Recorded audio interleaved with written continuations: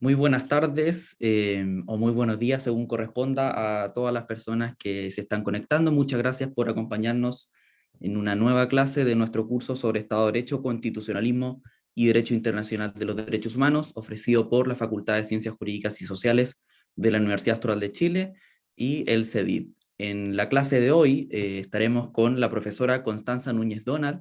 Ella es máster y doctoranda en estudios avanzados en derechos humanos de la Universidad Carlos III de Madrid.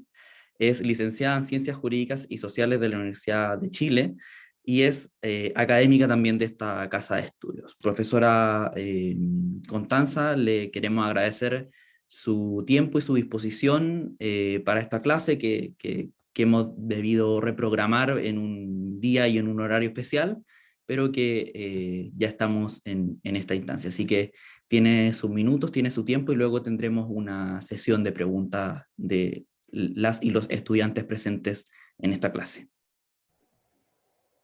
Hola, buenos días o buenas tardes, dependiendo de dónde se encuentren. Agradezco muchísimo la invitación a participar de este curso. Aprovecho esta instancia también para darles la enhorabuena por la organización. El programa es muy interesante y creo que han hecho un gran esfuerzo de traer a académicos y académicas de distintas partes a debatir tantos temas interesantes, y también me han comentado con alumnos y alumnas de diferentes países, así que eso sin duda va a enriquecer el debate. Ya que precisamente existen alumnos y alumnas de distintos países, en este módulo que se denomina justicia constitucional, lo que yo voy a hacer es dar una visión muy general de esta cuestión y de estos desafíos en América Latina, para que las cuestiones que yo pueda comentar puedan ser de interés de todos. Sin embargo, evidentemente, dado el contexto del proceso constituyente chileno, no voy a dejar de comentar algunas cuestiones interesantes sobre esta cuestión hacia el final de mi presentación. Les voy a compartir pantalla ahora con mi presentación.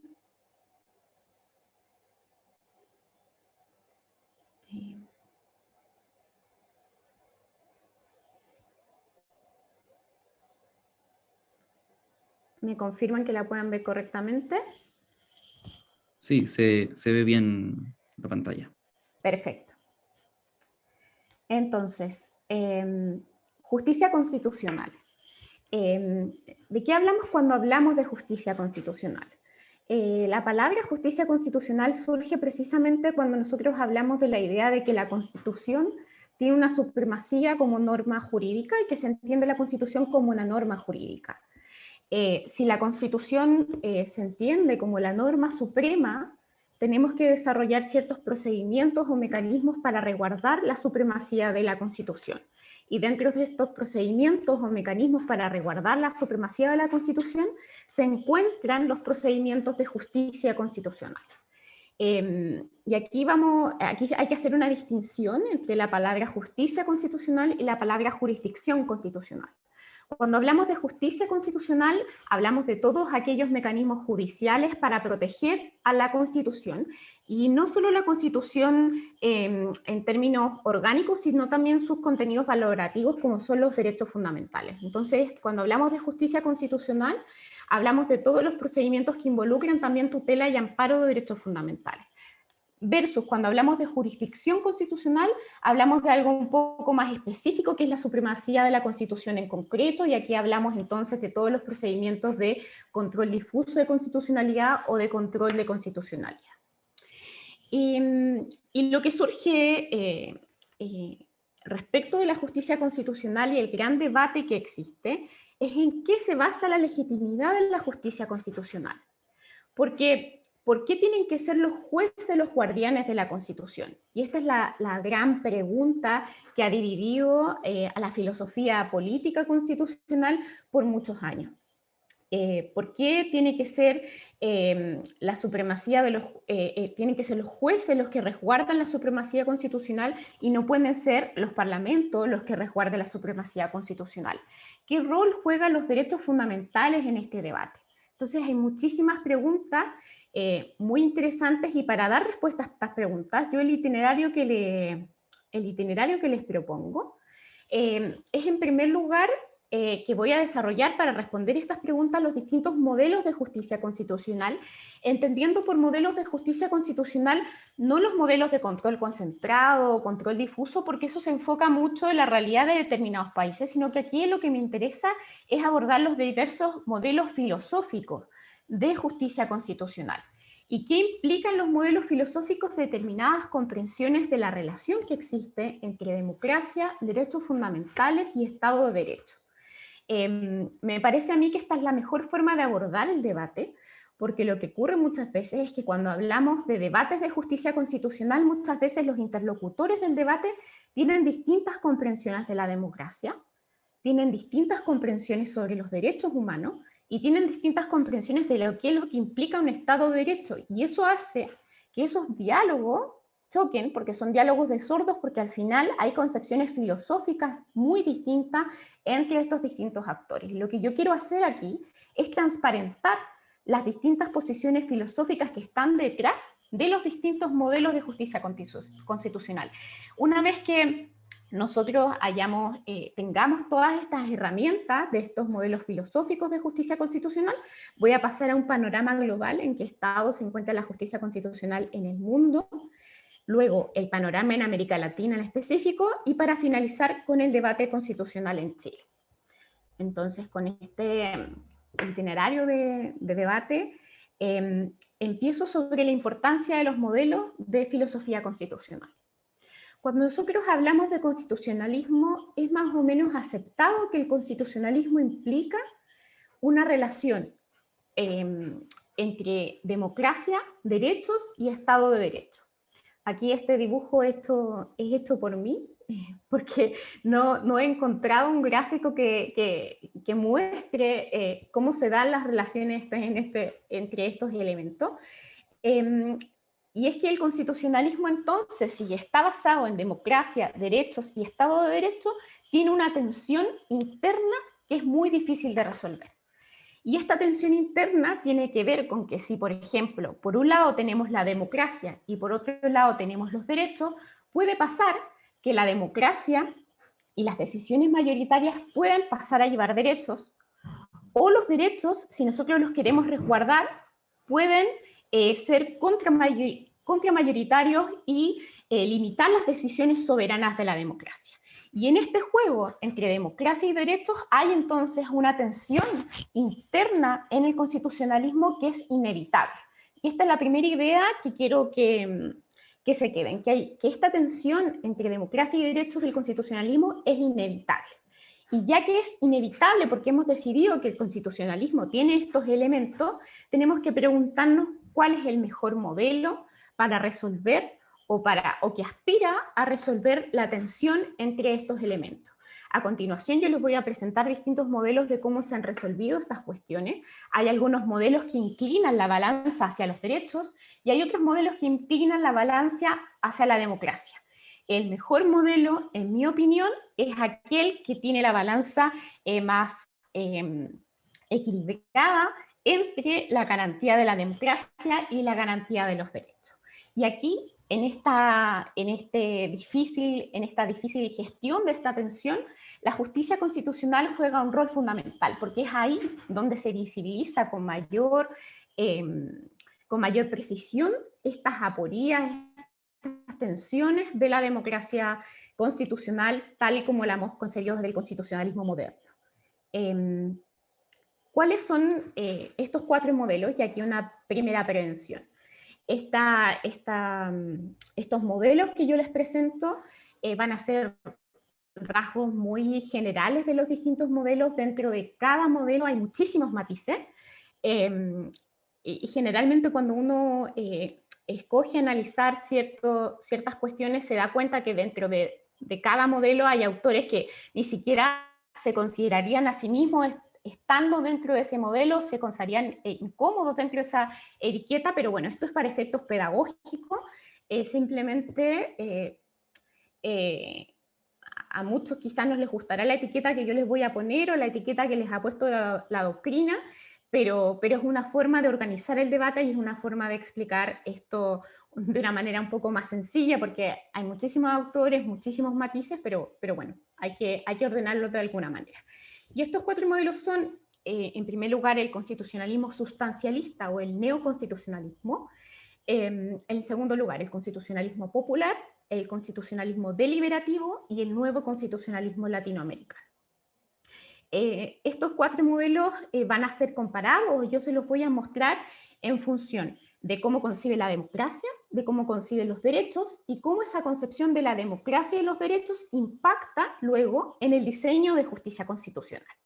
Es decir, dependiendo de qué concepción de la democracia tenga yo o qué concepción de los derechos tenga yo, va a existir un determinado diseño institucional de justicia constitucional. Y esto es lo que yo les decía al principio. Esto implica transparentar la discusión. Cuando yo estoy a favor, por ejemplo, de un control de constitucionalidad fuerte de las leyes, lo que yo estoy haciendo, por ejemplo, es defender un modelo de democracia sustancial.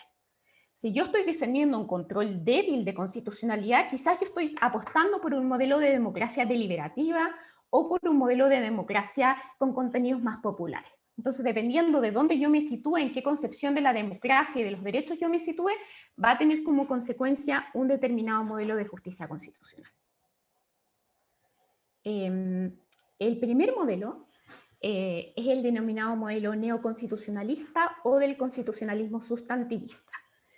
Pongo aquí con un asterisco el concepto neoconstitucionalismo porque este es un concepto que no le gusta a nadie.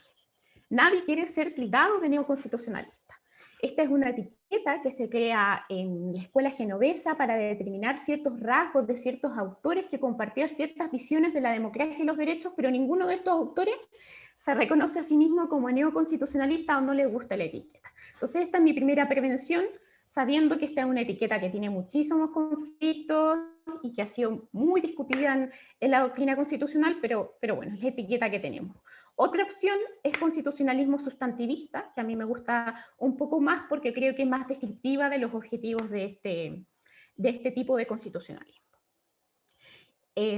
Otra cuestión importante que se me olvidó comentar antes respecto de los modelos de constitucionalismo es también que hay que tener en consideración que todos estos modelos surgen en épocas históricas determinadas y surgen sobre todo en determinados contextos culturales y surgen frente a ciertos miedos.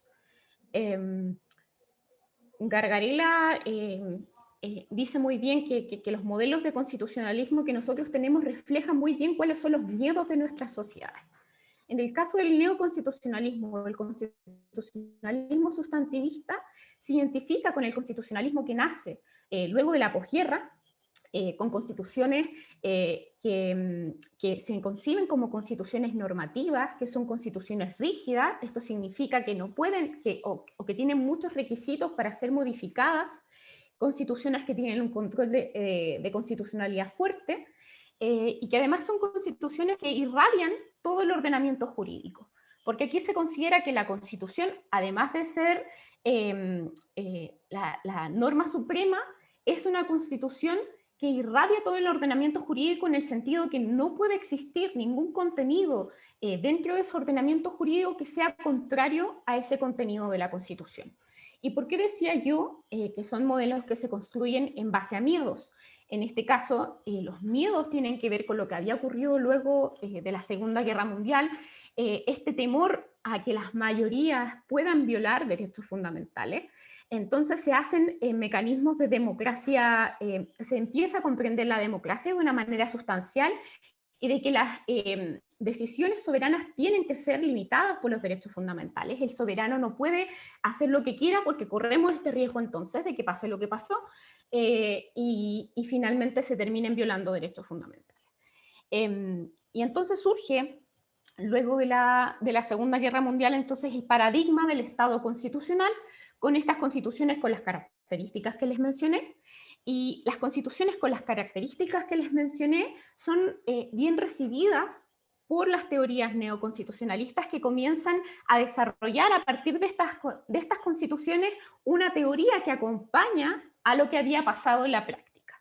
Es decir, el neoconstitucionalismo no es solo una teoría normativa que nos dice qué es lo que tenemos que desarrollar o cuál es el modelo constitucional ideal, sino que también describe una realidad, que es la realidad del Estado constitucional. actualmente nos encontramos, podríamos decir, dentro de este paradigma, el paradigma del Estado constitucional. ¿Y qué concepción de la democracia tiene el neoconstitucionalismo o el constitucionalismo sustantivista? Una concepción de la democracia sustancial. Es decir, que la democracia no es solo la regla de la mayoría, sino que la democracia también es regla de la mayoría más derechos fundamentales. Es decir, la democracia incorpora los derechos fundamentales dentro del concepto mismo de democracia. Aquí Ferrajoli, que es uno de los máximos exponentes, él no se llamaría neoconstitucionalista bajo ningún aspecto, pero él en realidad es un constitucionalista garantista, pero él define la democracia sustancial como un conjunto de límites y vínculos impuestos por los derechos a la validez de las leyes y a la democracia política.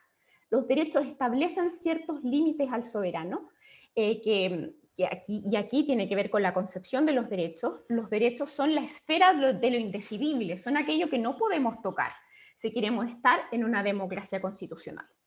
Y esto implica un cambio de paradigma en el Estado constitucional, porque en el Estado legislativo, que es el Estado que está antes del Estado constitucional, la ley es la soberana, los parlamentos son los soberanos, y por tanto los contenidos, en teoría, no tendrían límites. Lo que hace el paradigma del Estado constitucional es que los límites se incorporan dentro del mismo concepto de ley. Dentro de la misma Constitución se incorporan a las constituciones catálogos largos de derechos con un fuerte contenido axiológico valorativo, y eso hace que la validez de la ley esté condicionada no solo por aspectos procedimentales, sino que la validez de la ley también está condicionada por aspectos sustantivos o por aspectos materiales, que son los derechos. Y este se llama entonces un constitucionalismo en versión fuerte. Los derechos, como decía, son considerados como la esfera de lo indecidible, o los derechos son triunfos, como dice Dworkin. Y aquí tiene una concepción de filosofía política detrás, que es el liberalismo del miedo, como se le denomina. Es decir, hay un cierto miedo a las mayorías, miedo a que las mayorías puedan afectar los derechos, y por eso nosotros entonces atrincheramos los derechos en la Constitución, los hacemos ese coto vedado que nosotros no podemos tocar. ¿Y cómo se traduce esta concepción de la democracia y esta concepción de los derechos en modelos de justicia constitucional? Se traduce en que los jueces tienen un rol fuerte en la garantía de los derechos fundamentales, porque no podemos dejar a las mayorías contingentes, que son los parlamentos, la garantía de una norma que queremos que, además de ser suprema, permanezca en el tiempo. Si nosotros tenemos parlamentos que, dependiendo de las elecciones o cómo vayan moviéndose las políticas, las mayorías pueden ser unas un día, pero pueden ser otras mañana, la única forma de mantener una cierta estabilidad y una verdadera garantía de los derechos es que estos tribunales efectivamente ejerzan ese rol de garantes de la Constitución y de garantes de los derechos fundamentales. Y aquí una de las características de estos modelos de justicia constitucional, donde los jueces tienen la última palabra respecto de la garantía de la Constitución, es que se han desarrollado distintos mecanismos de interpretación de los derechos, donde es muy característica, por ejemplo, la ponderación, porque, como les decía antes, se incorporan en las constituciones amplios catálogos de derechos, y los derechos consagran normas valorativas, normas muy abstractas, normas con un contenido muy amplio, y al ser normas tan amplias pueden ser más o menos cumplidas, porque dan este ámbito de margen de acción. Entonces, ya que pueden ser más o menos cumplidas, recurrimos a la ponderación como mecanismo de interpretación constitucional. Y esto ha significado que el neoconstitucionalismo genera un giro interpretativo. ¿Qué significa esto?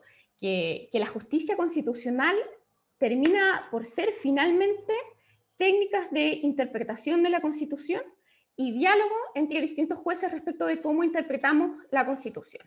Y este giro interpretativo genera, entonces, en todo el mundo, ciertas técnicas de interpretación que están basadas en interpretación de los derechos, que son más o menos comunes, como son los test de restricción de derechos, la ponderación, o ciertos principios comunes, como el principio pro persona, etc. Este más o menos es el panorama de este primer modelo, que, como digo, lo estoy explicando de una manera muy, muy general, simplemente para efectos pedagógicos. Y aquí, ¿a quién podemos ubicar como autor? Ubicaríamos a autores como Luigi Ferrajoli, a Zagrebleski y a Dworkin. Como decía, por ejemplo, el que se sentiría más incómodo de estar aquí porque él no tiene una filosofía del derecho ni naturalista ni postpositivista sería Ferrajoli, porque Ferrajoli es un positivista y el constitucionalismo sustantivista, al incorporar dimensiones de la moral y dimensiones de los principios, el concepto del constitucionalismo tiende a acercarse más a posiciones o naturalistas o a posiciones postpositivistas. Y por eso aquí se genera un poco de tensión con Ferrajoli. Pero Ferrajoli puede ser considerado un neoconstitucionalista, sobre todo en relación a su modelo de justicia constitucional. Este modelo, antes de pasar a las críticas, aquí hay un ejemplo de qué es lo que implica en la práctica asumir un modelo de democracia sustancial como es el que propugna el neoconstitucionalismo. Encuentran aquí en la imagen un párrafo de la sentencia de la Corte Interamericana en el caso Hellman versus Uruguay.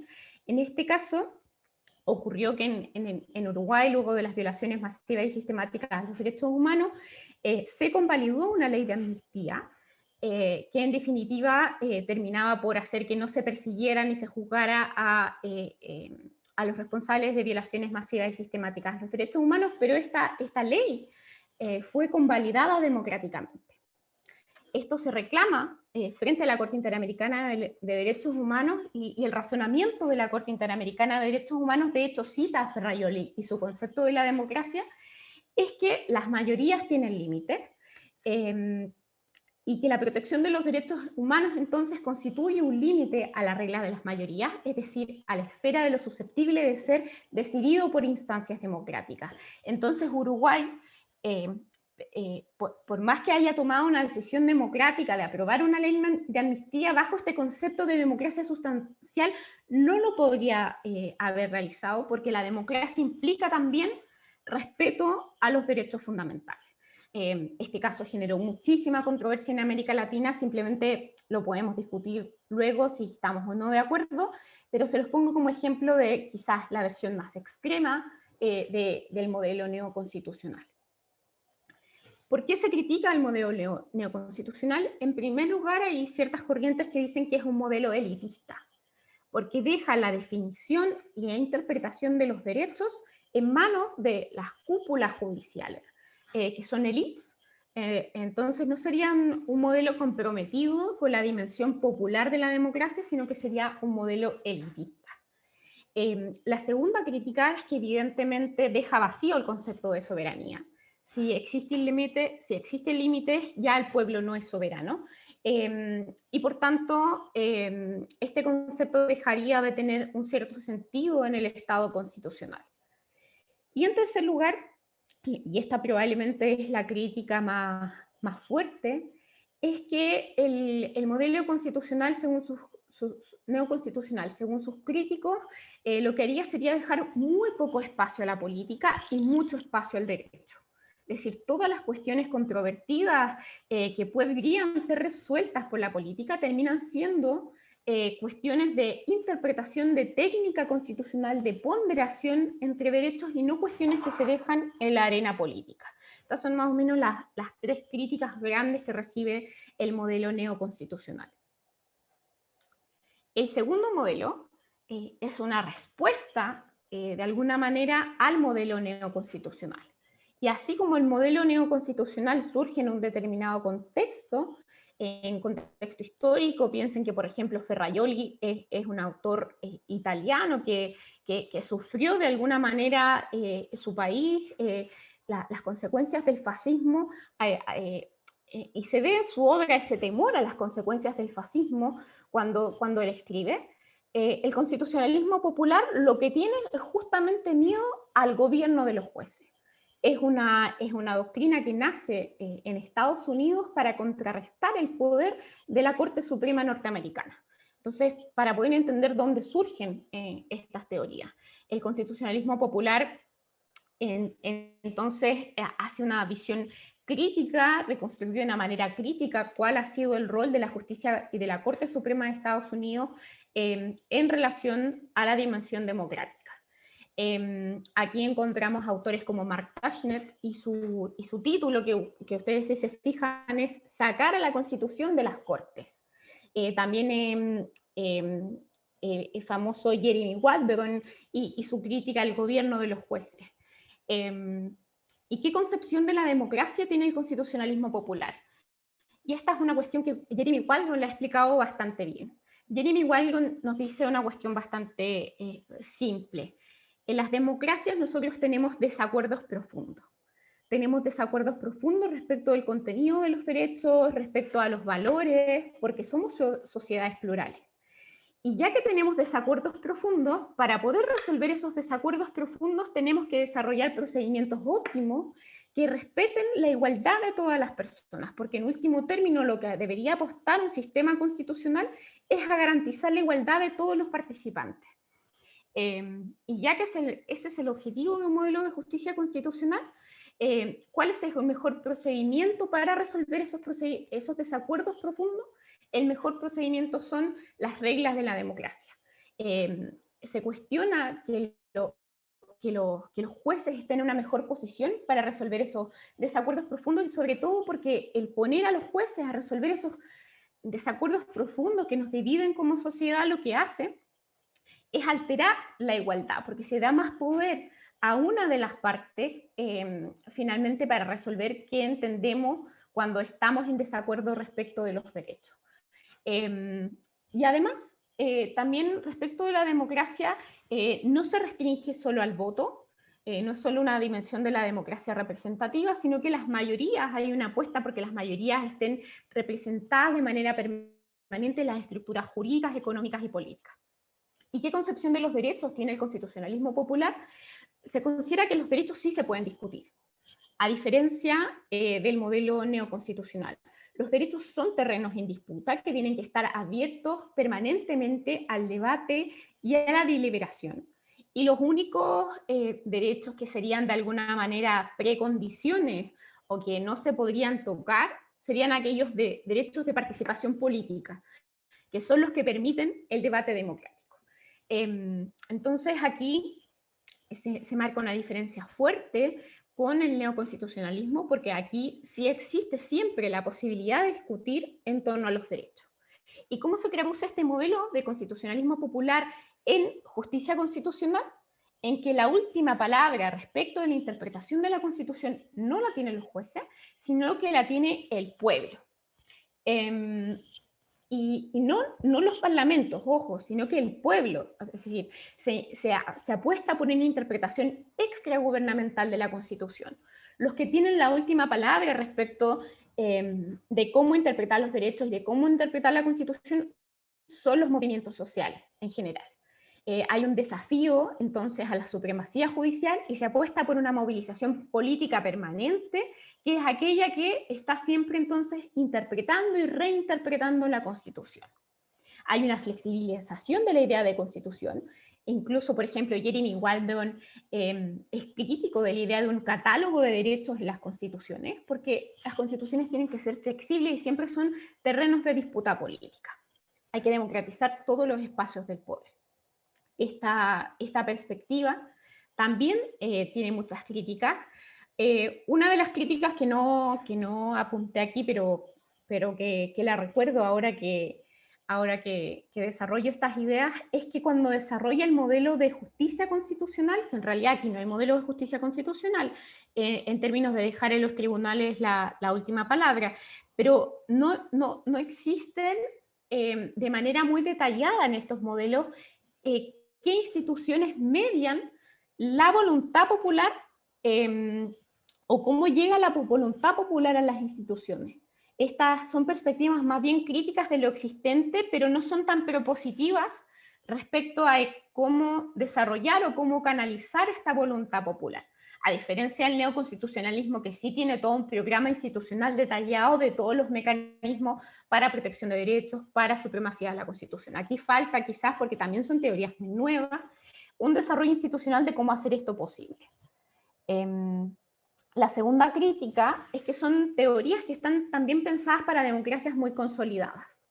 Es decir, cuando se habla, por ejemplo, de la igualdad como principio básico de este constitucionalismo, está pensado quizás también para sociedades donde todas las personas puedan participar en igualdad de condiciones y no se necesiten quizás intervenciones de tribunales que justamente lo que hagan sea garantizar esa igualdad y subvierta la desigualdad estructural que existen en las sociedades. De hecho, esta idea de que estas teorías sirven solo para democracias consolidadas está muy claro en que Jeremy Waldron, en sus primeros escritos, no se refería a qué tipo de sociedades estaba pensando, pero en su última publicación, donde habla de cuáles son las condiciones en las cuales él aplica este modelo de constitucionalismo popular y habla de las denominadas sociedades que son the core of the case, es decir, que son el caso en el que él está pensando. Y cuando él desarrolla estas condiciones de estas democracias, nos damos cuenta que son democracias consolidadas, porque estas condiciones son que exista pluralismo político, que exista igualdad política, que exista un respeto por el Estado de Derecho y que exista además una conciencia igualitaria en relación a la garantía de los derechos fundamentales. Son condiciones bastante exigentes para que se pueda dar un modelo como este. El otro problema que tiene el constitucionalismo popular y que algunos autores han criticado es el concepto de pueblo. Se hacen muchas referencias al pueblo, pero sin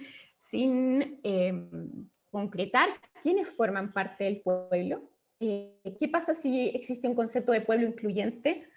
Justamente, por ejemplo, algunas teorías neoconstitucionalistas lo que hacen es incorporar el concepto de pueblo a ciertos sujetos que han sido excluidos tradicionalmente del debate democrático, pero esta preocupación de inclusión quizás no está tan presente en el constitucionalismo popular.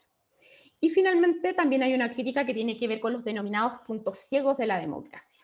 La democracia, dice Rosalind Dixon, aunque funcione de manera perfecta, sigue teniendo ciertos puntos ciegos que tienen que ver con que, por ejemplo, cuando los parlamentos están deliberando sobre una ley, pueden no representarse, que esa ley puede ser inconstitucional en su aplicación de efectos prácticos, porque solo los parlamentarios se representan situaciones generales, pero no se representan situaciones concretas.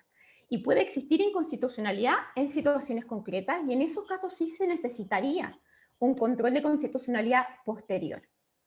Otro punto ciego de la democracia estaría que también en que los parlamentos funcionan con lógicas electoralistas, y eso hace que no tengan una visión de largo plazo de tener cierto interés de mantener estructuras del Estado de Derecho, de la Constitución o de los derechos fundamentales, y que puedan ser instrumentalizados, que puedan existir ciertos vaivenes que hagan que no tengan este compromiso con mantención de la Constitución.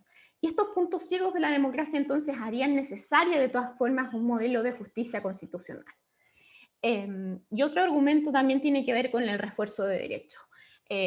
Algunos críticos de la justicia constitucional plantean, o sea, del modelo de constitucionalismo popular plantean que aunque una democracia pueda ser perfecta, siempre va a ser mejor un modelo que refuerce los derechos, que exista mayor probabilidad de evitar vulneraciones de derechos, que un modelo que tenga menos mecanismos de protección de derechos. Esta es como más o menos la visión. En tercer lugar, encontramos el constitucionalismo deliberativo. En el modelo de constitucionalismo deliberativo, la concepción de la democracia es la democracia deliberativa. ¿Y la democracia deliberativa en qué se basa? La democracia deliberativa, que es compatible con visiones de democracia representativa, apuesta sobre todo por el diálogo democrático, que todas las personas afectadas por las posibles decisiones puedan participar, y que además de poder participar, estas democracias se basan en el intercambio y en el refuerzo de argumentos, que hay una constante batalla de argumentos entre los distintos actores que participan, y en esta batalla de argumentos nosotros finalmente vamos encontrando las mejores razones que puedan servir a toda la comunidad que está debatiendo. Y esta concepción de la democracia deliberativa, al tener un fuerte compromiso con el diálogo, apuesta también porque el modelo de justicia constitucional entre en este diálogo. en el modelo de constitucionalismo deliberativo no se deja afuera a la justicia constitucional, como podría pasar con el modelo de constitucionalismo popular, sino que las Cortes se incorporan al diálogo democrático. Pero no se incorporan al diálogo como lo hacen el neoconstitucionalismo, teniendo la última palabra y cerrando ellos el debate, sino que como un actor más. Aquí los tribunales no tienen la palabra, tienen una palabra, pero no tienen la última palabra. Aquí la concepción de los derechos es una concepción de los derechos menos robusta que en el neoconstitucionalismo, pero un poco más robusta que en el constitucionalismo popular, porque se entiende que para que exista una deliberación posible, tienen que existir ciertas condiciones o ciertas precondiciones de la democracia. Y esas precondiciones son los derechos. Aquí esta es una cuestión bastante ambigua, porque ¿qué derechos son precondiciones de la democracia? ¿Solo los derechos civiles y políticos? ¿Solo los derechos económicos, sociales y culturales también? Esta es una cuestión que se debate, pero en general aquí se concibe que los derechos son precondiciones de la democracia. ¿Y qué rol tiene la justicia constitucional en este modelo? Tiene un rol, a diferencia del constitucionalismo popular, pero un rol más limitado que en el neoconstitucionalismo. Se acepta que los jueces participen del diálogo democrático, y hay más o menos dos versiones de modelos de justicia constitucional deliberativa. Por una parte, tenemos modelos donde los tribunales tienen una función bastante pequeña o mínima, que simplemente funcionan como árbitros del juego político. Los tribunales lo que hacen es ver que se cumplan las reglas básicas del juego democrático, es una especie de árbitro, como decía, es decir, tiene una función bastante procedimental, de resguardo de ciertas condiciones procedimentales de la democracia. También hay otros modelos donde los tribunales sí tienen un rol un poco más relevante que este mínimo de árbitro, y son modelos, por ejemplo, como el canadiense, donde sí se contempla un modelo de constitucionalidad, pero simplemente la Corte tiene el rol de señalar que existe una inconstitucionalidad, pero no expulsa la norma del sistema, sino que le devuelve esa norma al Parlamento, para que el Parlamento sea el que tenga la última palabra y no la Corte respecto de cómo resolver esta ley que el tribunal le hizo ver que era inconstitucional. Como ustedes se fijan, aquí lo que hay es un diálogo entre el Parlamento y el tribunal. En estos modelos lo que se apuesta es que ninguna de las dos instituciones tenga prevalencia, sino que las dos puedan generar un diálogo y puedan generar finalmente instituciones más estables a largo plazo, donde exista una retroalimentación recíproca. ¿Cuáles son las críticas de este modelo? En primer lugar, es que ¿cómo cerramos el debate? Porque no podemos estar eternamente conversando. En algún momento hay que ponerle fin al debate. Hay algunos modelos que sí le ponen fin al debate, estableciendo un cierto plazo, donde ya tenemos que dejar de debatir y aquí la decisión final.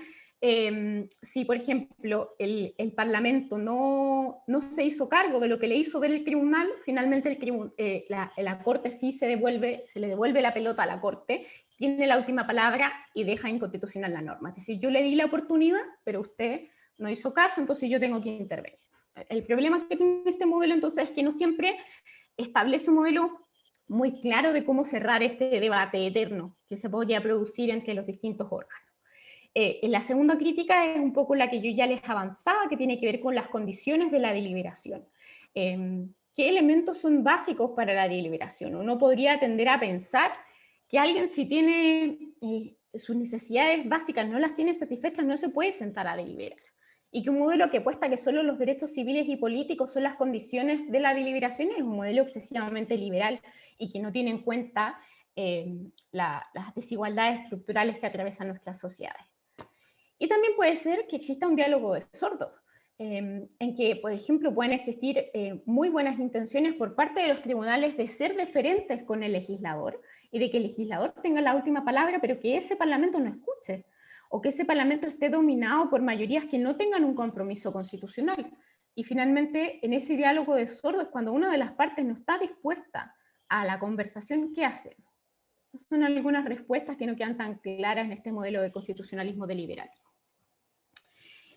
Finalmente, está el modelo del nuevo constitucionalismo latinoamericano. Esto es complejo establecerlo como una corriente que podamos asimilar de manera paralela a las otras, porque responde a un contexto cultural muy específico, que son las constituciones de Ecuador, de Bolivia y de Venezuela, pero de todas maneras hay algunos autores y autoras que la consideran como una corriente más del constitucionalismo, porque sí tiene una determinada comprensión de la democracia, una determinada concepción de los derechos y apuesta también por un determinado modelo de justicia constitucional. Y al igual que los otros modelos que surgían frente a ciertos contextos específicos, este contexto, el contexto del constitucionalismo latinoamericano, es de mayorías que han sido excluidas de la deliberación política, mayorías muy empobrecidas en sociedades de una desigualdad estructural brutal, que lo que exigen en estos movimientos constituyentes es ser parte de la democracia y formar parte de este poder constituyente. Entonces, esta concepción de la democracia lo que apunta, sobre todo cuando se incorporan movimientos indígenas, por ejemplo, es transformar las bases propietaristas y elitistas de la representación. Hay un poder constituyente soberano y revolucionario, y se apuesta por una democracia más participativa. Aquí, la concepción de los derechos de las constituciones del nuevo constitucionalismo latinoamericano, hay un amplio catálogo de derechos, hay muchísimos derechos, y que sobre todo estos derechos tienden a profundizar la dimensión participativa y igualitaria que tienen como aspiración estas constituciones, porque son constituciones que aspiran a transformar modelos de sociedad altamente desiguales. Y este modelo de nuevo constitucionalismo latinoamericano, la gran paradoja que tiene, es que combina elementos del neoconstitucionalismo con elementos de constitucionalismo popular y con elementos de constitucionalismo deliberativo. Es decir, es como un mix donde confluyen distintas corrientes del constitucionalismo, y esto hace que este modelo de constitucionalismo tenga unas tensiones internas bastante complejas de resolver. Porque por una parte, se establecen jueces que sí tienen la última palabra. En el modelo del nuevo constitucionalismo latinoamericano, los jueces tienen un gran protagonismo, hay modelos de justicia constitucional fuerte, pero a la vez hay un amplio acceso de la ciudadanía a los tribunales.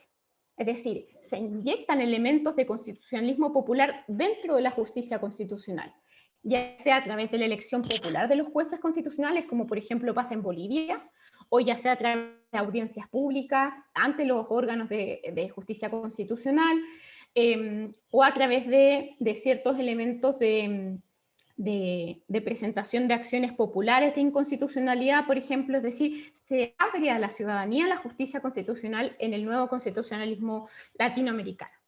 Entonces, es un constitucionalismo fuerte, como el neoconstitucionalismo, pero no es un constitucionalismo elitista, porque se incorpora a la ciudadanía. Y además aquí hay otro elemento interesante en el nuevo constitucionalismo latinoamericano, y es que se inconstitucionalizan los criterios de interpretación constitucional. Es decir, como este poder constituyente y soberano hace esta constitución, además constitucionaliza cómo tenemos que interpretar la constitución, estableciendo, por ejemplo, la universalidad, la indivisibilidad de los derechos como principios interpretativos. Este carácter del nuevo constitucionalismo latinoamericano, que tiene componentes neoconstitucionalistas y componentes de constitucionalismo popular, ha sido calificado como un vino nuevo en vasillas viejas. Y que ahora vamos a ver las críticas que tiene. Al tener estas contradicciones internas, que tienen que ver también con que se intenta dotar a la ciudadanía de mayor participación, pero a la vez se mantiene un presidencialismo, por ejemplo, muy fuerte, hace finalmente que esta participación ciudadana no sea tan efectiva, y esta participación ciudadana sea coaptada por los presidentes de turno, como hemos visto que ha ocurrido en Venezuela, en Ecuador o en Bolivia. Y este riesgo de captura ha hecho que esta promesa de inclusión y de participación no se haya cumplido de la manera que se esperaba. Voy a ir un poco más rápido porque me queda bastante todavía.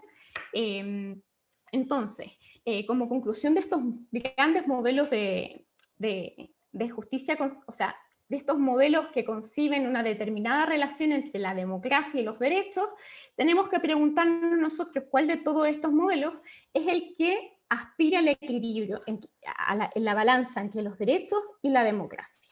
Todos los modelos tienen aspectos positivos y algunos con mayor tensión.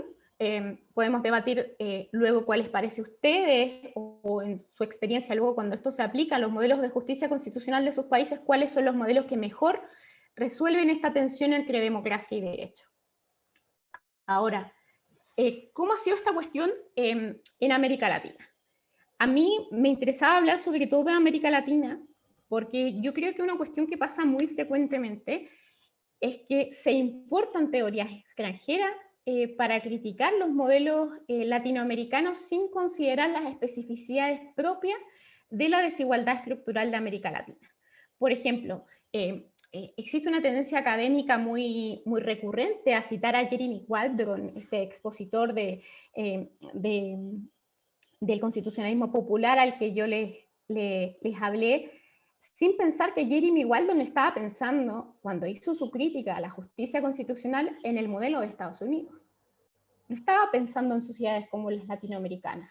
Entonces, cuando nosotros vamos a evaluar la pertinencia o no de estos modelos de justicia constitucional, tenemos que pensar en las realidades latinoamericanas.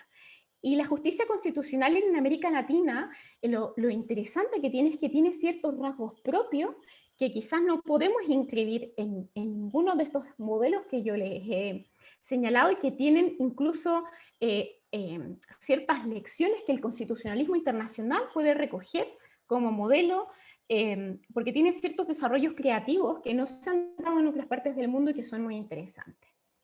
El constitucionalismo latinoamericano, y por eso hablo latinoamericano en general para diferenciarlo del nuevo constitucionalismo latinoamericano, porque aquí es más amplio que el nuevo constitucionalismo latinoamericano, sino que en general tendencias de la justicia constitucional en Colombia, en Costa Rica, en Argentina, etc. La característica que tiene es que es un constitucionalismo transformador. ¿Qué ha significado esto? Que se ha dado a la Constitución un rol en la transformación de las estructuras de desigualdad de la sociedad. Y esto ha significado, al dar este rol a la Constitución, que se ha generado evidentemente un activismo judicial, pero no solo un activismo judicial respecto de los derechos, sino que también este activismo judicial ha generado una cierta comunidad de diálogo en América Latina, de lo que se puede denominar un activismo jurídico transnacional. ¿Y cuál ha sido uno de los rasgos particulares de este modelo de justicia constitucional en América Latina?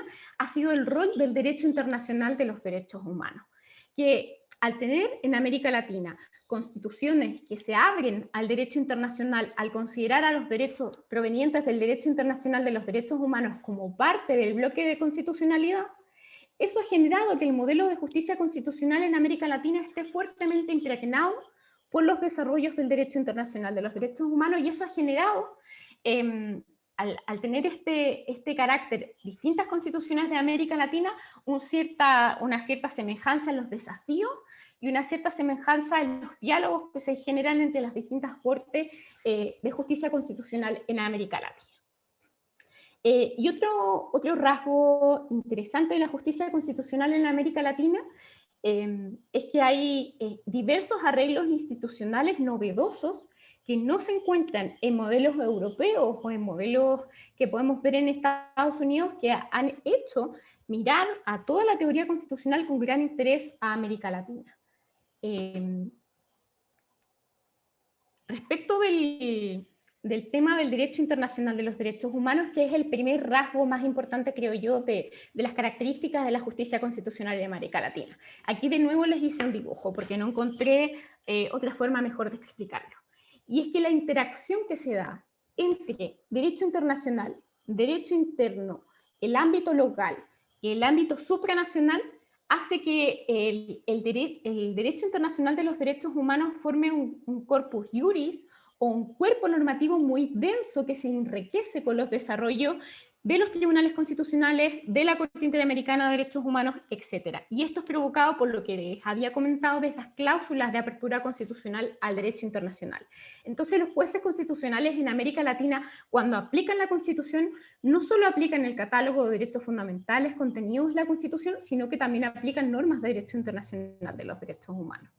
Esto ha generado, no, por cuestiones de tiempo no puedo profundizar, pero ciertas prácticas que son características en América Latina, como son el control de convencionalidad, el diálogo judicial y la creación, algunos autores dicen, de un jus constitucionale comune. ¿Qué significa esto? Un derecho constitucional común para América Latina basado en este diálogo en relación con el derecho internacional de los derechos humanos. El segundo elemento distintivo de la justicia constitucional en América Latina ha sido su rol de hacerse cargo de la desigualdad estructural. Los jueces han asumido que aplicar la Constitución significa aplicarla en un contexto determinado. El contexto de las democracias constitucionales latinoamericanas son contextos de una desigualdad estructural brutal, donde los poderes públicos no han desarrollado políticas públicas para subvertir esta desigualdad. Entonces, la única forma o una de las formas de cumplir con la Constitución es revirtiendo este estado de desigualdad estructural, y en eso los jueces sí tienen algo que decir. Si nos tomamos en serio entonces el rol normativo de la Constitución, se han desarrollado ciertas teorías sobre la posibilidad de cómo desde la judicatura superar estas situaciones de desigualdad estructural. Y aquí pongo un ejemplo, la doctrina del estado de cosas inconstitucional en Colombia. En Colombia, la Corte Constitucional colombiana, ante casos en que constata que los poderes públicos no han cumplido con su función de garantía de derechos fundamentales, que los parlamentos están paralizados, que los gobiernos están paralizados y que nadie se está haciendo cargo, la justicia constitucional interviene. Y aquí me quiero detener especialmente, porque generalmente se denominan a estas sentencias como sentencias activistas, pero en realidad lo que aquí se está haciendo es cumplir el rol que nadie más está cumpliendo, que no está cumpliendo ni la política, ni la administración, que no están cumpliendo los parlamentos, y se asume que alguien tiene que cumplir este rol de movilizar al poder político para que cumpla su función. Entonces se asumen sentencias que son densas en el sentido de que constatan que existen ciertas circunstancias de desigualdad estructural y se ordenan a los poderes públicos a que cumpla su función. Estas son las sentencias denominadas sentencias estructurales, que se hacen cargo de situaciones de desigualdad estructural. Y como decía, este es un rasgo muy específico de la justicia constitucional en América Latina, pero no solo. Este tipo de sentencias se ha dado también en otras esferas del sur global, por ejemplo en India o en Sudáfrica. Y aquí también hay un rasgo distintivo de la justicia constitucional en América Latina que no se da en Europa, por ejemplo, o en Estados Unidos, que es la justiciabilidad de los derechos económicos, sociales y culturales. Y también ha cumplido en América Latina la justicia constitucional un rol muy importante de inclusión de grupos oprimidos. Al contrario de lo que se dice al neoconstitucionalismo de ser elitista, aquí lo que se ha hecho ha sido dar voz a quienes no tienen voz por medio de la justicia constitucional al reconocer su estatus de igualdad de derechos, como por ejemplo ha pasado con las personas migrantes o las personas privadas de libertad. Se ha incluido en la democracia a estos grupos oprimidos gracias a la acción de la justicia constitucional. Y en un tercer rasgo interesante de la justicia constitucional en América Latina ha sido el desarrollo de ciertas instituciones creativas para dar una mayor participación a la ciudadanía en la justicia constitucional. Y cuando en América Latina se le da mayor participación a la ciudadanía en la justicia constitucional, se legitima más la justicia constitucional. Y esta objeción democrática fuerte que hace, por ejemplo, el constitucionalismo popular, se disminuye en la medida en que se inyectan dosis democráticas de participación ciudadana, como por ejemplo el acceso directo a la justicia constitucional a través de acciones públicas de constitucionalidad. Hay un libro muy interesante de Jorge Roa que analiza esta cuestión en Colombia sobre el control constitucional deliberativo, y él muestra cómo la acción pública de inconstitucionalidad en Colombia lo que ha generado ha sido mayor inclusión y mayor participación de la ciudadanía en la justicia constitucional. También están las prácticas de las audiencias públicas, donde van los movimientos sociales a los tribunales a entablar una conversación respecto de los casos, como ocurrió en Argentina, en Brasil, en México e incluso en Chile.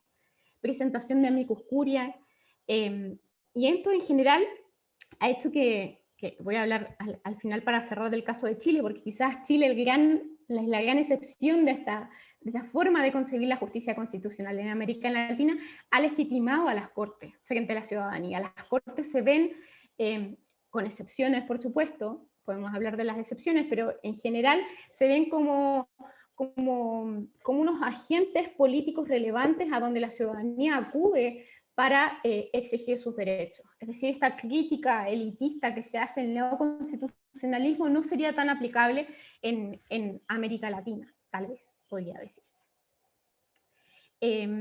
Considerando entonces todos estos elementos, considerando los modelos filosóficos de justicia constitucional que yo les indiqué, considerando las particularidades de la justicia constitucional en América Latina, en Chile nos enfrentamos al gran dilema de tener una hoja en blanco y luego de ver todas las experiencias comparadas, las tensiones, las mayores dificultades o no que tienen ciertos modelos de qué decisión tomar. ¿Qué decisión tomar? ¿En qué modelo de justicia constitucional nos vamos a inspirar? ¿En un modelo neoconstitucional? ¿En el nuevo constitucionalismo latinoamericano? ¿En el constitucionalismo popular?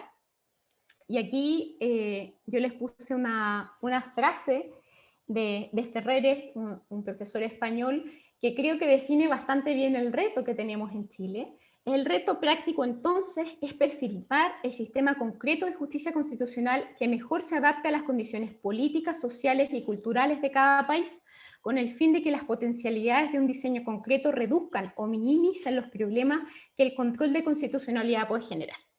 Y esto me parece muy importante, esta última parte. Minimizar los problemas que el control de constitucionalidad puede generar.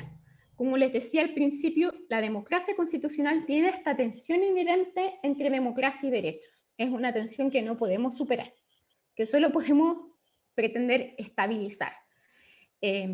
Entonces, ¿cuál es el mejor modelo que en el contexto chileno puede estabilizar estos problemas? ¿Qué elementos tenemos que considerar para tomar esta decisión? En primer lugar, el contexto en el que se inserta el debate sobre nueva constitución, que es un contexto que exige mayor participación democrática. En segundo lugar, las críticas evidentes al modelo de justicia constitucional en Chile. Aquí yo no me quise detener porque como existen también personas en la clase de otros países, pero en general resumir que el Tribunal Constitucional en Chile, en los últimos años en particular, ha sido muy criticado porque ha actuado de alguna manera como una tercera cámara. ¿Qué significa esto? Que frente a ciertas decisiones del Parlamento, ha invalidado decisiones democráticas, entonces actuando como una tercera cámara legislativa, neutralizando sobre todo cuestiones que tenían que ver con avances sociales. Y esto lo ha hecho porque el Tribunal Constitucional chileno tiene la facultad, esta no es una cuestión que quizá en otros países que no existe en otros países, en algunos sí, en otros no, pero en Chile es particularmente fuerte la posibilidad que tiene el Tribunal Constitucional de hacerlo, y es hacer un control preventivo de constitucionalidad. Es decir, no es ex post, sino ex ante. Y esto ha frenado muchos desarrollos legislativos que eran más progresistas, y por eso el Tribunal Constitucional chileno tiene una deslegitimación ciudadana fuertísima. Y ese es un elemento que hay que considerar a la hora de tomar una decisión, por supuesto. Un tercer elemento que hay que considerar a la hora de tomar una decisión es que nosotros no somos las sociedades las que Jeremy Watson estaba pensando. No somos la sociedad de court of the case, donde el modelo constitucionalismo popular podría ser aplicable sin problemas. Somos una sociedad profundamente desigual, y esta es una cuestión que hay que considerar también al momento de diseñar un modelo de justicia constitucional. Ahora, siendo esto así, ¿qué propongo yo? Desde ya, mencionar que probablemente la postura que yo les voy a mencionar es una postura minoritaria, ya que en Chile, dado el desprestigio del Tribunal Constitucional, em, eh, eh, la idea de tener un Tribunal Constitucional es bastante controvertida.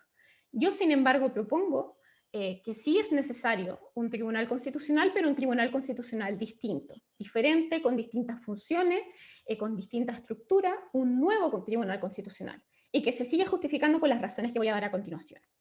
En primer lugar, los tribunales constitucionales, y esta es una cuestión que ustedes pueden ver en el texto que yo les dije de clases de la profesora Ahumada, son útiles en procesos de ruptura constitucional, sobre todo cuando se quiere iniciar un nuevo modelo constitucional. Por ejemplo, el Tribunal Constitucional en Sudáfrica o en Colombia jugaron un rol muy importante en la implementación de nuevas constituciones, porque son tribunales nuevos, creados con nuevas funciones, pero que son tribunales que de alguna manera se ponen la camiseta de la nueva constitución y contribuyen de una manera propositiva a que se implemente una nueva constitución de acuerdo a los parámetros de este poder constituyente que creó una nueva constitución. Y en este sentido pueden tener un rol importante en los numerosos conflictos que sin duda van a surgir respecto a la nueva distribución del poder. En esta nueva distribución del poder, que no sabemos cuál va a ser, sin duda van a existir conflictos interpretativos de cómo diseñarlo. Y probablemente si queremos tener un compromiso de largo plazo, que no esté supeditado a las mayorías contingentes y que tenga una mirada de estabilización del sistema, necesitaríamos algún órgano que de alguna manera, siguiendo el modelo de control constitucional deliberativo, opere de árbitro en el juego. En este juego donde todas las partes van a querer tener más poder del que probablemente el nuevo modelo constitucional les dejó. La otra alternativa sería, por ejemplo, mantener un modelo de justicia constitucional, pero que sea un modelo que sea trasladado a la Corte Suprema o a los jueces ordinarios. ¿Cuál es el problema que yo veo en trasladar el modelo de justicia constitucional a los jueces ordinarios? Que son jueces permeados por la lógica del antiguo sistema. En Chile en particular, los jueces formados en una determinada forma de ver el derecho y concebir el derecho, bajo la antigua Constitución es muy difícil que cambien sus prácticas interpretativas o sus prácticas retóricas en relación con la interpretación de los derechos fundamentales y en relación con la interpretación de su misma función. Es muy difícil que lo cambien. Y por eso, por ejemplo, un modelo de un nuevo Tribunal Constitucional con nuevos jueces elegidos de una manera distinta a la que como los elegíamos antes, pueden ser jueces nuevos comprometidos con la nueva Constitución, a diferencia de lo que pasaría con un modelo donde lo dejamos en el Poder Judicial. Además, evidentemente hay que considerar este contexto de desigualdad estructural que hay en Chile, donde una Corte Constitucional puede asumir de alguna manera un rol de constitucionalismo transformador como ha sido en otros países de América Latina. Y finalmente aquí yo me inspiro, evidentemente podrán verlo por las cuestiones que les estoy mencionando, el modelo de constitucionalismo deliberativo. En el modelo que yo les estoy proponiendo aquí, la Corte contribuye al mantenimiento permanente de la deliberación pública. No se atribuye a sí mismo una última palabra, sino que favorece el diálogo permanente entre los distintos actores de este nuevo orden constitucional. Y esto implica entonces cambiar sus competencias, quitarle el control preventivo de constitucionalidad, cambiar su integración, acorde a los tiempos, debería ser una integración paritaria, con un nombramiento de manera compartida entre los tribunales de justicia, el Parlamento y la Presidencia de la República, con inhabilidades que impidan el riesgo de captura por parte de los poderes económicos, por ejemplo, que tengan un régimen de control sobre sus actos, que tengan una obligación de motivación de sus resoluciones en un sentido más conectado con la ciudadanía, con un lenguaje más sencillo, y sobre todo aquí, lo que yo diría que lo más importante es que asuman un modelo dialógico en el sentido de incorporar a la ciudadanía con audiencias públicas, con acción pública de inconstitucionalidad, que exista un pimponeo permanente entre el tribunal y el Parlamento, etc. Es decir, aquí el desafío, para no seguir extendiéndome más, es asumir la tensión inevitable del constitucionalismo democrático, aspirar a equilibrar esa tensión y asumir que es inevitable que la justicia constitucional sea política. No hay que tenerle miedo a decir que los jueces constitucionales son políticos, porque son políticos y nunca van a dejar de ser políticos, porque lo que hacen es aplicar un instrumento que, si bien es jurídico, tiene muchas dimensiones políticas, como es la Constitución. Ese miedo va, esa cuestión va a estar ahí. Eso es un rasgo que no podemos evitar. Lo que sí podemos hacer son buenos diseños institucionales para que estos riesgos no ocurran.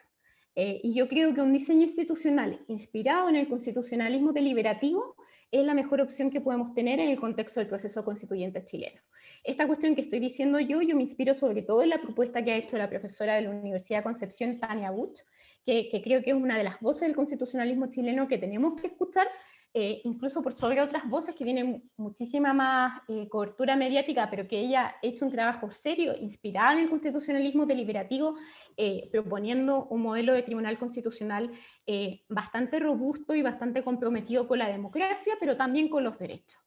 Les dejo aquí, para finalizar, una bibliografía sugerida, porque yo sé que durante la clase hablé de muchos conceptos, muchas discusiones filosóficas, y si a alguien le interesa profundizar en alguno de los modelos que yo les señalé, aquí tienen, por ejemplo, respecto de los modelos de constitucionalismo, un texto muy cortito, pero muy sintético, sobre las corrientes del constitucionalismo contemporáneo de Micael Alterio, sobre justicia constitucional deliberativa, escuchar a Roberto Niembro, de justicia constitucional en América Latina, al profesor Jorge Roa, a Francisca Pou, por favor léanla, cuando tengan su momento, en cómo ella caracteriza la justicia constitucional en América Latina, y una perspectiva global, este último artículo, que no me dio tiempo de desarrollar la perspectiva global, pero que también puede tener muchos elementos. Yo entiendo que esta presentación luego es compartida con ustedes, así que ahí van a poder tener los detalles.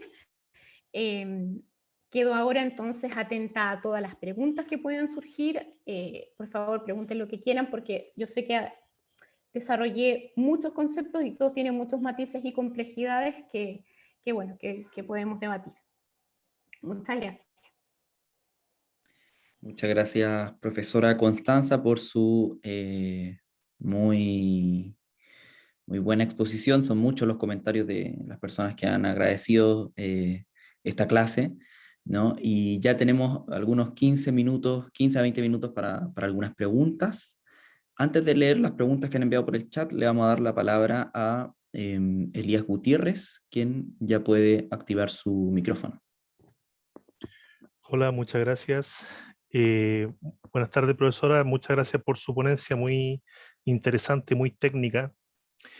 Yo tenía una duda respecto a una controversia actual que hay respecto a un conglomerado de grupos de constituyentes, que es la Vocería del Pueblo, que habla de una serie de puntos que de alguna forma irían en contravención al artículo 135 de la Constitución, que habla como de los límites que tiene la Convención Constituyente. Entonces, quería saber si es que, cuál es su opinión en definitiva, y qué puede decir respecto a aquello, de que surge la cuestión de si estamos ante un poder constituyente originario o derivado.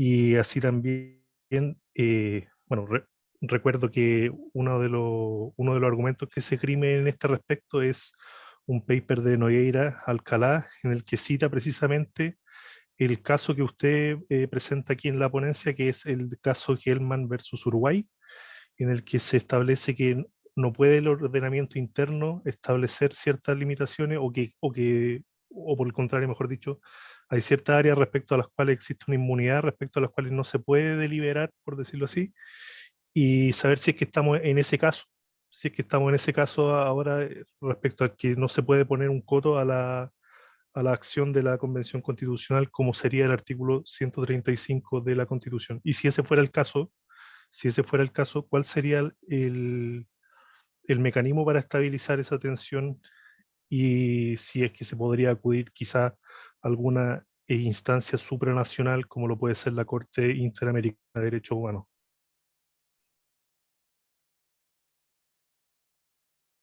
Gracias, Elías. Profesora, ¿quiere contestar de inmediato? o acumulamos otras preguntas que se No, pueden leer en el como chat? prefieran ustedes, como lo vean mejor. ¿Cómo prefiere usted? Bueno, contesto esta porque es un tema candente para los que no estén familiarizados con el debate, que son de otros países. Resumo bastante la controversia. Para poder realizar el proceso constituyente en Chile se hizo una reforma constitucional a la actual constitución, que es una reforma que es la que habilita o permite el proceso constituyente. Cuando se hizo esta reforma constitucional, que es la que permite llamar al referéndum para aprobar la posibilidad de una nueva constitución, se estableció un artículo, el artículo 135, que estableció de alguna manera lo que algunos llaman, esto es controvertido, ciertos límites a la labor de la futura convención constitucional. Estos límites son el respeto a las sentencias ejecutoriadas, al carácter de democracia de nuestro Estado de Derecho y el respeto a los tratados internacionales suscritos por el Estado de Chile. Es decir, algunos interpretan que esta cláusula implica que la Convención Constitucional no puede tomar decisiones que vayan en contra de los tratados internacionales suscritos por Chile o que vayan en contra del carácter de república democrática del Estado chileno o que vayan en contra de sentencias ejecutoriadas. Además de este artículo, también tenemos otro artículo que establece que la Convención Constitucional al momento de tomar decisiones las tiene que tomar por los 2/3 como quórum para tomar decisiones. Entonces, se genera la gran controversia y la gran paradoja de que quien permitió que se generara un proceso constitucional es el poder constituido, que le establece límites al poder constituyente. Es decir, se genera aquí como una especie de tensión que no sabemos cómo superar y que yo creo que es bastante interesante porque lo que nos muestra es la obsolencia de muchas de nuestras categorías. Yo creo que aquí lo que ha pasado, y para responderte bien directamente, es que estamos obsesionados con el concepto, con la distinción entre poder constituyente originario y poder constituyente derivado, y esa es una distinción que ya no nos sirve para las democracias contemporáneas, porque esa es una distinción que se hizo pensando en los procesos revolucionarios. Es decir, el único poder constituyente originario que no tiene ningún límite, porque partimos de cero, es el poder constituyente revolucionario. Lo que pasa es que cuando hacemos nuevas constituciones en democracias que son más o menos imperfectas, es un poder que tiene límites, porque es un poder que se desarrolla en contextos de democracias. Y esas democracias tienen ciertos límites que tienen que ver con los derechos fundamentales y con el carácter democrático de cómo nosotros resolvemos nuestros conflictos. Entonces yo lo primero que diría es dejar de obsesionarnos con la distinción entre poder constituyente, originario y derivado, porque creo que es una categoría que ya no nos sirve, que ya no es útil, y que quienes están obsesionados con esa categoría, yo creo que es porque tienen también, esto ya es una opinión personal, pero una cierta obsesión con la soberanía, mal entendida, como un poder absoluto de las mayorías, pero que también se entiende en un contexto como el chileno, donde las mayorías tampoco nunca han podido hablar. Entonces, esta es una cuestión que tiene ciertos tintes jurídicos, pero que también tiene ciertos tintes políticos. Es decir, esta tensión se entiende solo en el contexto constituyente chileno en particular, porque las mayorías nunca han podido hablar. Y por eso está esta demanda tan fuerte de concebirnos como poder constituyente originario, de sentirnos el poder constituyente originario, porque nunca hemos podido hablar. Pero la verdad es que no somos poder constituyente originario. En ese sentido clásico, somos poder constituyente, pero que tenemos límites. Ahora, yo no creo que los límites estén dados por la reforma constitucional. Lo que hace la reforma constitucional, y aquí yo creo que tienen razón ciertas interpretaciones del artículo 135, es que es una norma de competencia. Es decir, lo que hace el artículo 135 es decir, la Convención Constitucional tiene solo como misión redactar una nueva Constitución, pero la Convención Constitucional no tiene como misión ni ratificar ni dejar de ratificar tratados, porque esa es una misión que no puede cumplir la Convención Constitucional de acuerdo a las reglas del derecho internacional, que tampoco puede ejercer funciones judiciales y por eso no puede revivir procesos judiciales fenecidos. Es decir, es una regla que establece cuál es la competencia. Y yo creo que esa es la mejor forma de leer el artículo 135 de manera de hacerlo compatible con la idea del carácter soberano de la Convención, pero a la vez que sea compatible con una lectura como de buena fe de la reforma constitucional. Pero el límite, entonces, no es un límite jurídico, es un límite político. Y el límite político tiene que ver con concebir a la democracia como una democracia que incorpora los derechos fundamentales como parte de su concepto de democracia. ¿Y quién controla ese límite? Va a ser la misma Convención Constitucional. Es decir, ya que es un límite político, no es un límite jurídico, la única capaz de controlarlo es la misma Convención Constitucional. Y yo aspiro a tener, por ejemplo, una Convención Constitucional que dentro de su reglamento tenga una especie, esta es una cuestión que propongo yo, pero que a mí nadie me escucha en esto, pero yo creo que es fundamental, una especie de comisión que se preocupe de ver que la futura Constitución sea compatible con los tratados internacionales de derechos humanos suscritos por Chile, una especie de control de convencionalidad constituyente, pero que se haga que lo haga la misma Convención Constitucional, y eso le dota de un carácter democrático a la Convención Constitucional, que ella sea ella misma la que haga ese control de convencionalidad constituyente, que no sea un tribunal, que sea la misma Convención Constitucional. No sé si respondo con eso, porque es un tema apasionante, pero y da para mucho. Gracias, Elías, por tu pregunta. Vamos a leer algunas ahora del chat para que pueda responder la profesora. Antes, eso sí, había una duda de Enrique Mesa que preguntaba el nombre de la última autora que usted sugirió. Entiendo que era la profesora Tania Bush, ¿cierto? Está silenciada, profesora. Una propuesta para el modelo chileno, Sí. pregunta. Sí, Porque Tania Butch, sí, me refiero a Tania Butch cuando me inspiro en el modelo de justicia constitucional para Chile. súper, muchas gracias. Bien, vamos a leer más preguntas ahora entonces. La siguiente la envía Sergio Platonov, quien dice, estimada profesora, ¿qué opina en la línea del nuevo constitucionalismo latinoamericano la inclusión de la naturaleza como sujeto de derechos? Gracias nuevamente y saludos desde Ecuador. Bien, voy a leer otra pregunta más ahora. Quien la envía es Raúl Ruiz.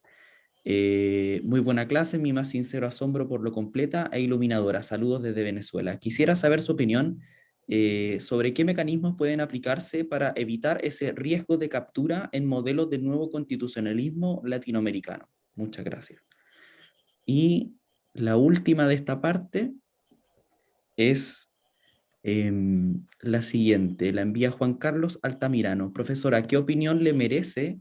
Ah, esta es muy similar a la que ya hizo Elías. ¿Qué opinión le merece la declaración efectuada recientemente por 34 constituyentes, quienes llamaron a hacer efectiva la soberanía popular de la constituyente, expresada tanto en el reglamento como en las normativas que debe darse, sin subordinarnos a un acuerdo por la paz que nunca suscribieron los pueblos? Esa pregunta ya fue más o menos abordada ya con la primera. Pero bueno, teníamos otras dos anteriores para que pueda responder por mientras, profesora. A ver, respecto de la naturaleza como sujeto de derechos, yo en este tema en particular no soy especialista, así que las cuestiones que te puedo decir son muy generales.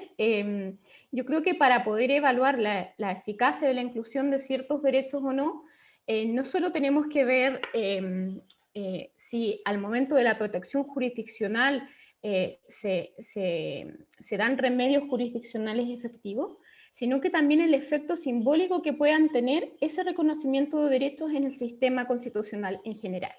Y esto es muy importante porque muchas veces nos obsesionamos con la efectividad jurisdiccional de los derechos y no miramos al efecto simbólico. Y yo creo que quizás esta inclusión de este derecho ha tenido dificultades de ejercicio jurisdiccional, pero que sí tiene una gran relevancia desde su perspectiva de eficacia simbólica. Es decir, desde el momento en que nosotros cambiamos el paradigma antropocéntrico a un paradigma ecocéntrico, ya estamos hablando de una sociedad distinta, que tiene una comprensión de la democracia distinta, que considera que existen otros sujetos de derechos aparte de los sujetos humanos, que también existe el sujeto naturaleza, y eso implica incluso una concepción de democracia ecológica. Hay autores que han hablado de este concepto de democracia ecológica. Entonces yo al momento de evaluar, lo que diría es que es un efecto positivo en una manera distinta de comprender la democracia, una democracia ampliada, una democracia profundizada y una democracia que se hace cargo de sus condiciones materiales de subsistencia, que eso es básico.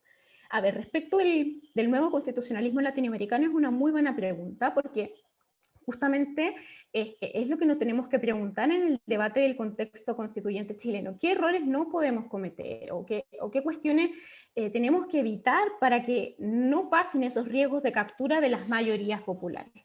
Y lo primero sería, es que no podemos establecer un modelo con amplio catálogo de derechos y con participación ciudadana, pero que a la vez sea hiperpresidencialista, porque eso tiende a la captura necesariamente, porque finalmente lo que se hace es instrumentalizar esta participación ciudadana para validar las decisiones de estos líderes carismáticos, de estos líderes con amplios poderes. Entonces lo primero sería establecer un modelo que bajara, que de alguna manera apostara por un semiparlamentarismo, por un presidencialismo atenuado, pero que en ningún caso podemos seguir con un modelo hiperpresidencialista como los modelos del nuevo constitucionalismo latinoamericano, porque la captura es inminente. Y yo la otra cuestión que sí tendría mucho cuidado es con los referéndums. ¿Por qué? Los referéndums son buenos mecanismos de democracia directa, pero si son bien utilizados. El problema de los referéndums es que cuando son mal utilizados, lo que hacen es no canalizar la discusión de una manera estable o de una manera inspirada en la deliberación pública, sino que finalmente termina por transformar la discusión pública en una trinchera entre los que estamos a favor y los que estamos en contra de los referéndums.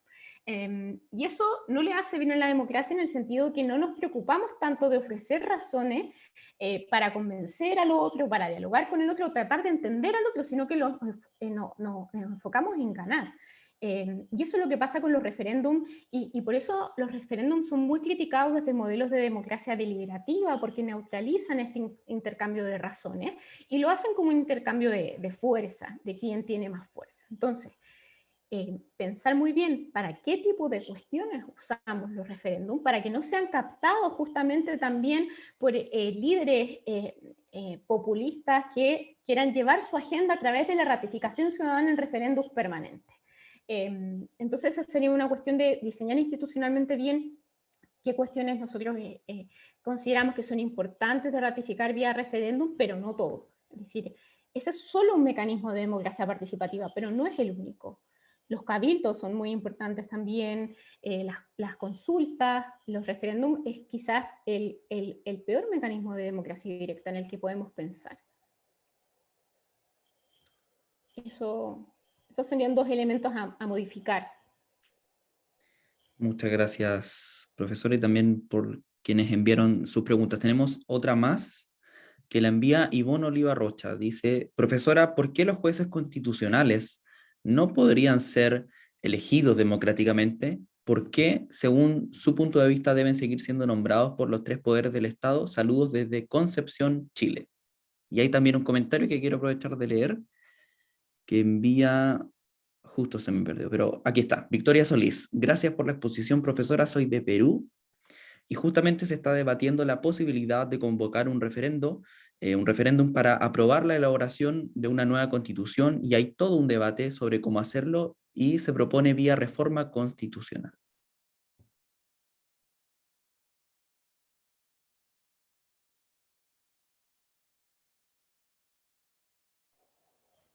A ver, respecto a la primera pregunta, yo creo que yo no apuesto por un modelo de elección popular de magistrados de justicia constitucional porque creo que se replican las lógicas electoralistas y de partidos políticos, replicaríamos los vicios hacia la justicia constitucional. ¿Y cuáles son estos vicios?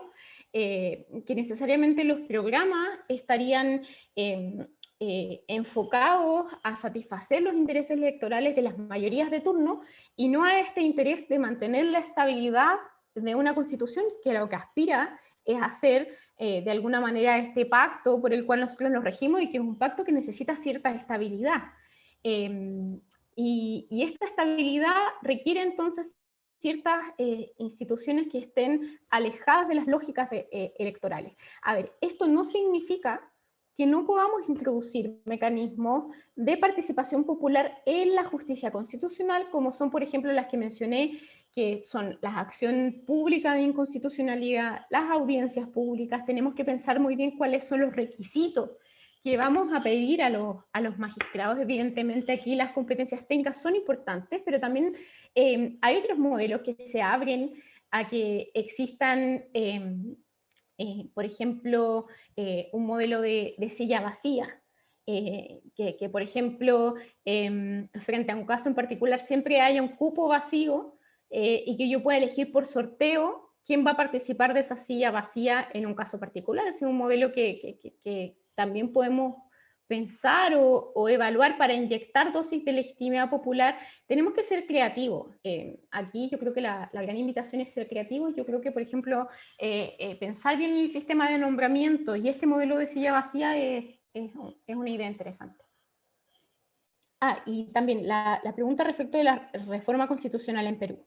A ver, la vía de la reforma constitucional en Chile se desarrolló porque nosotros no teníamos habilitada, teníamos todos los cerrojos puestos que nos impedían convocar a un referéndum para aprobar una nueva constitución. Entonces necesitamos la vía de la reforma constitucional. Honestamente desconozco si la constitución peruana necesita una reforma constitucional para poder convocar un referéndum o no. Ese es el grande debate. ¿Contempla la constitución peruana mecanismos institucionales que permitan convocar un referéndum? ¿Es una constitución rígida? ¿Tienen mecanismos o sea, depende de eso, ¿no?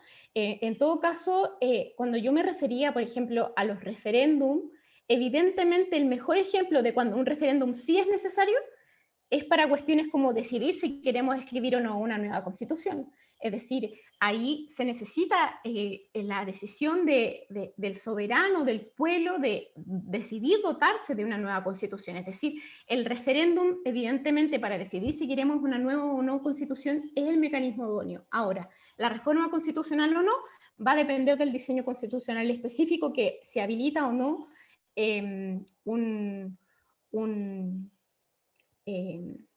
se habilita o no un cambio constitucional. Ahora, otra cuestión es si ustedes quieren una nueva constitución o quieren una reforma constitucional a la actual constitución.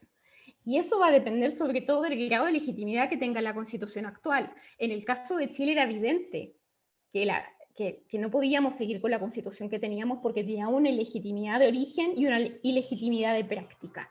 Y nosotros requeríamos una nueva constitución porque existía una ilegitimidad que no se podía sanear con una reforma constitucional. La pregunta para el pueblo peruano sería, ¿la constitución que tienen se puede sanear? Yo tendería a pensar que no, que se necesitaría un nuevo pacto político, pero bueno, esa es una discusión y un debate que tienen que dar en Perú, que es muy interesante. Perfecto, muchas gracias a todas las personas por sus preguntas y comentarios que han enviado al chat. Y antes de terminar la clase queremos aprovechar de hacerles una invitación. Este día lunes 14 de junio estaremos en vivo por nuestra cuenta de Instagram, cedit.cl, con la abogada Bárbara Sepúlveda, quien es convencional constituyente por el Distrito 9 en Chile. Ella va a ser una de las 155 personas que va a estar integrando la Convención Constitucional, y cada lunes y cada sábado, desde este lunes 14, estaremos conversando con una persona convencional constituyente, y en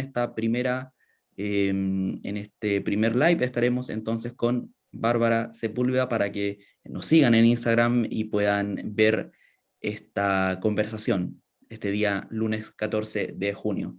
Bien, y le recordamos también que mañana tenemos otra clase más a las 6 de la tarde, hora de Chile continental, GMT-4, ahí ustedes pueden hacer el cálculo en sus respectivos países o lugares del mundo donde se encuentren, donde estaremos con el módulo sobre desigualdad social con la profesora Betilde Muñoz Pogosian, y el día sábado a las 11:30 de la mañana, siempre hora de Chile continental, con la profesora Leticia Morales, también sobre el módulo de desigualdad social.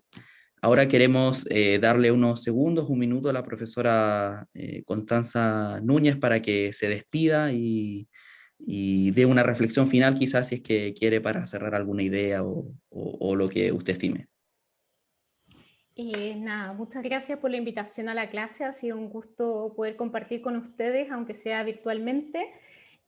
También dar las excusas por el por el horario. Sé que este no es el día habitual de sus clases, pero tuve algunas dificultades de salud, así que agradezco la flexibilidad también del equipo organizador para poder cambiar la fecha.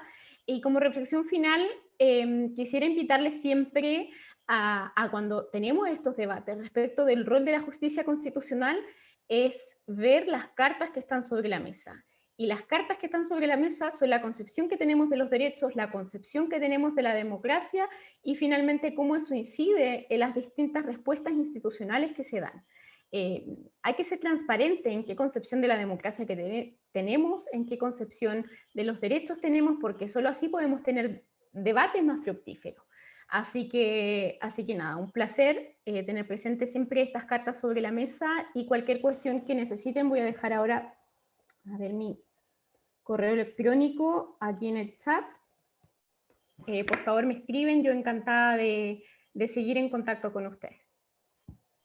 Perfecto, ahí está el correo entonces de la profesora Constanza Núñez Donald para que puedan escribir entonces. Profesora, ahora sí, muchas gracias por su tiempo, su disposición, de verdad, estamos encantados y encantadas de haber podido tener esta clase con usted en nuestro curso. Les sube la presentación, ¿cierto? Sí, sí, en cuanto se envíe vamos a estar avisando ahí a las y los estudiantes que va a estar disponible en el Google Drive del curso que compartimos semanalmente con todas las personas. Así que, bueno, eso, muchas gracias y que tengan una buena noche, una buena tarde, según corresponda, y nos vemos mañana. Que estén muy bien. Chao, chao. Chao.